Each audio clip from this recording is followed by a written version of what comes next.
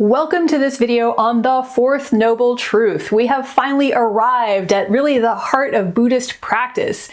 As you might recall from my previous videos, the first noble truth is the truth of unsatisfactoriness, that if we have not woken up completely to the nature of reality, we're always going to have a slight mismatch between what we want and what we get. So unenlightened life is never completely free from dissatisfaction.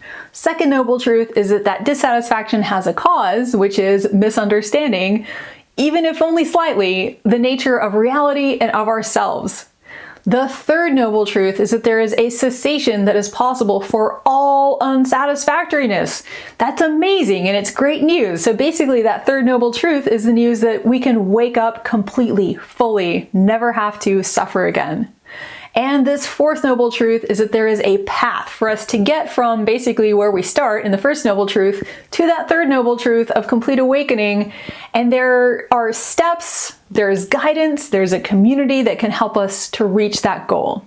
So here we are. We have arrived at really the heart of Buddhism. And different schools of Buddhism might interpret the Noble Eightfold Path in different ways, but it is the shared core of Buddhist practice. And before I talk about all 8 steps of the Noble Eightfold Path, I want to just tell you, because 8's kind of a large number, I want to tell you it can be divided into really 3 larger groups. The first group is morality, just basic training on how to be a better person, how to live well with others, how to use our actions of body, speech, and mind really to create a better environment for ourselves and others and not just go around being jerks. The second category of training or practice in the Buddhist path is around concentration. So really learning how to pay attention, focus, be present in our lives, and really begin to notice our own experiences so that we can then go on to group number 3, wisdom, and begin to really tease apart our experience and to question, like, is there anything that doesn't change? Is there a stable, inherently existent self that I can find anywhere in my mind or body? Am I ever going to arrive at a perfect state of happiness through getting all the external circumstances just right?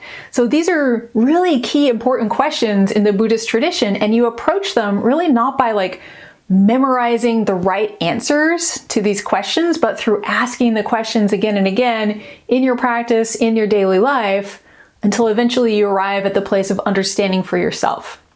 So let's dive into the steps of the Noble Eightfold Path. I described these 3 general categories of Buddhist practice as morality, concentration, and wisdom. And the Noble Eightfold Path actually begins with wisdom, and I'll talk a little bit more about why that is in a moment. But the first 2 steps on the Noble Eightfold Path are, number 1, skillful understanding and skillful thinking. And I want to give a shout out to the book 8 Mindful Steps to Happiness by Laypeople Gunaratana. I'm probably saying his name wrong, but he's the guy who wrote Mindfulness in Plain English. If you're familiar with that book, it's really good. So I'm drawing some of the language that I'm using in this video from that book, and I just want to acknowledge that. So Laypeople Gunaratana writes about these steps not as right understanding and right thinking, which is how it's sometimes translated, but as skillful understanding and skillful thinking. Because if we're breaking things down into right or wrong, that's not really accurate to the way that the Buddhist tradition sees this path. It's not that we start out wrong and we become right. It's that we start out not necessarily knowing what is going to be skillful for us to do in terms of our mental behavior or our physical behavior. And it's like any skill, you cultivate these skills as you walk further down the path. So I like the translation of skillful understanding as the first of the 8 steps on the Noble Eightfold Path. And what this really means is that we're starting from a set of teachings that the Buddhist tradition offers about how the world is. And those teachings are that the world is impermanent. Everything is always changing. If the world is impermanent, there's no inherently existent self. So that's the second characteristic of phenomena, that there's no inherent self to me, to anything else, to any country, to any idea. Everything is going to change sooner or later. And the third of these three characteristics of phenomena kind of builds off the other ones, which is that if we are impermanent beings thinking that we're permanent and trying to get all of our external circumstances lined up just right, we're never going to make it because everything's always changing. So we're never going to be quite satisfied until we really come to recognize the nature of reality. Those, I would say, are like the three core Buddhist hypotheses. And one thing I really appreciate about this tradition is that they don't expect you to take that on blind faith, or even not blind faith. They expect you to really take these as if they were hypotheses and test them in our own lives. So when the Buddhist tradition talks about right understanding, what you're already doing by watching a video or this series of videos on the Four Noble Truths, it's already part of presenting that way of looking at the world, which Buddhists would say is a much more accurate way of looking at the world than the way we usually unconsciously do it, of assuming if I get this and if I can keep that away, I'm going to be happy forever. I just need to work a little bit harder and finally make this happen. So once we're exposed to these Buddhist teachings, we can begin to try them out in our lives, see if they work, let our actions be guided by them. And so to have right understanding just means to have a very basic introduction to the Buddhist worldview when you're getting started, and to put those teachings into effect and see what happens. The second of the 8 steps along the Noble Eightfold Path is right thinking. And to boil it down to its most basic elements, this step is really about not letting our minds stew in unhelpful thoughts. So when negative thoughts like anger or hatred or jealousy or just wanting to spread stuff about someone we don't like on social media or wherever we're going to spread that kind of talk, when we find those thoughts coming up in our mind, this step is all about letting them go, not acting on them, not following after them, trying to get rid of hatred and ill will, and also just greed and self-grasping as much as possible. Not only because it's better for people around us, but because it's better for us. We're going to be happier. We're not going to be acting like jerks and bringing suffering on ourselves in the future.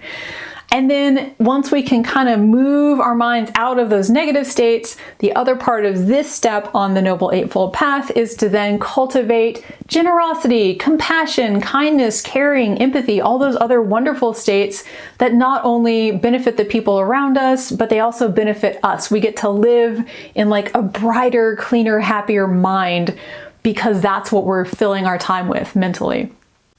So those first 2 steps are about wisdom, and we're going to come back to them again at the end of the description of these 8 steps, and we'll talk about a deeper level of them.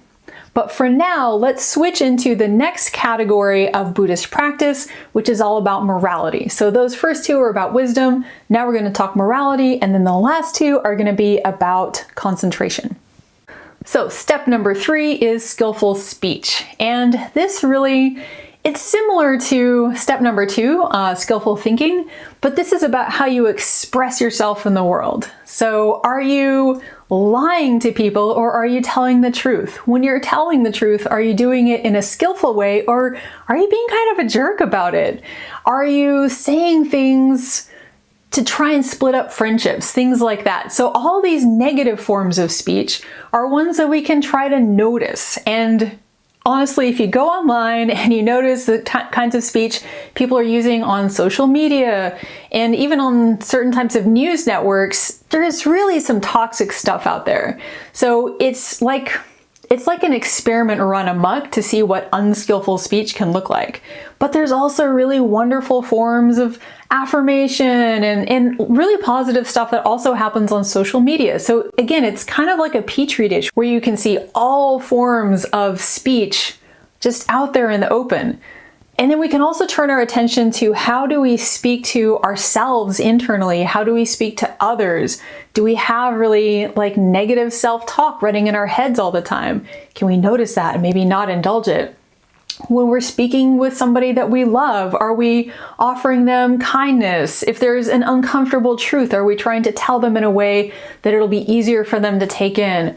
Are we being truthful? So there's a lot of practice that's involved with just becoming familiar with our own speech patterns, trying to kind of pluck the weeds of the unskillful speech patterns and then plant some helpful ones in place of that. So speaking with kindness, speaking with generosity, speaking with caring to ourselves and others, it really can brighten up our own minds and also the minds of the people around us. And at the end of the day, with each of these steps, it really is about training our minds so that we can transform them on a deep level, so that we can be of more benefit to ourselves and others. Step number 4 is skillful action, and this one really is to do with our actions of body. So this is really core for Buddhist morality, because these are the sorts of things where we can bring real suffering to ourselves and others if we're messing them up. So there are 5 basic precepts that lay people traditionally would follow. They might choose to follow only one of them or 2 of them. They might add in more precepts over time as they feel they're able to keep them. But the 5 basic precepts of lay people in Buddhism are, first of all, no killing, no stealing, no sexual misconduct, no lying or unskillful speech, and finally, not becoming intoxicated. So really all of these actions are ones that can have pretty serious consequences for the people around us and for ourselves. If we take something like killing, it's pretty easy to not go around killing other humans. I mean, for most of us anyway. So that one's relatively easy to keep. But if you kind of start drilling down, even on a simple precept like not killing, it's really about not harming those around us. And just trying to put that into practice can be its own form of really beginning to reshape our lives. So, for instance, I don't eat meat, even though I wouldn't be directly killing that animal, but it's because I don't want to contribute to other people having to kill animals.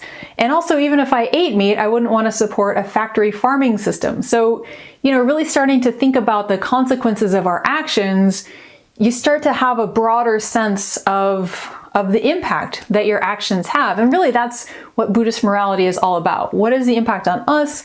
What is the impact on others? And if we're able to not kill others, then are we actually able to help them instead? So that would be the flip side of this one.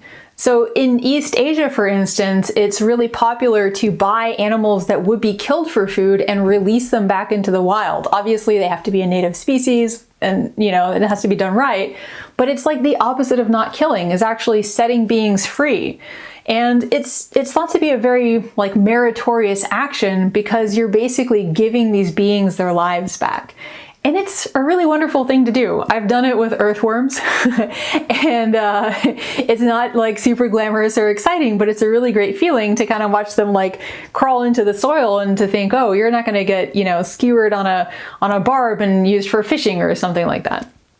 All 5 of these basic precepts in their broadest sense are pretty simple, but if you take one also like sexual misconduct, obviously it's completely wrong to force somebody into sex against their will. But if you think about the Me Too movement and just all the damage that's been done by people acting out of their own impulses and not considering the impact that their actions are going to have on other people, you can really see how this precept around sexual misconduct also could, for a lot of people, be really a guide to their actions and to help them, reflect on what are they putting out into the world, what are the subtle forms of grabbing onto, power or sexuality or someone else that maybe are not helpful and could be having a pretty serious impact on someone else, even if the person doing the harm doesn't think of it that way. And step number 5, right livelihood. So this part of the Noble Eightfold Path is about how we basically make our way in the world. Who do we work for? What job do we do? What business or what industry are we involved in? What are the impacts of our profession on the world? So in the last of the Noble Eightfold Path that we looked at, we were looking at our personal actions. Now we're looking at our professional actions, you could say. So obviously, from a Buddhist perspective, a job that involves killing living beings, like working at a slaughterhouse or being a bug exterminator, or a hitman or something like that, where you're actively killing humans, all of those would be not great things to be involved in. But again, we can look at more subtle levels, and if we're working in an industry where we have the option of doing something in this way or in that way, we can think about the ways that we can do our job with a positive motivation, a helpful motivation, a motivation to minimize impact. For instance, I have spent a lot of time in Houston and I have friends who work in the oil industry.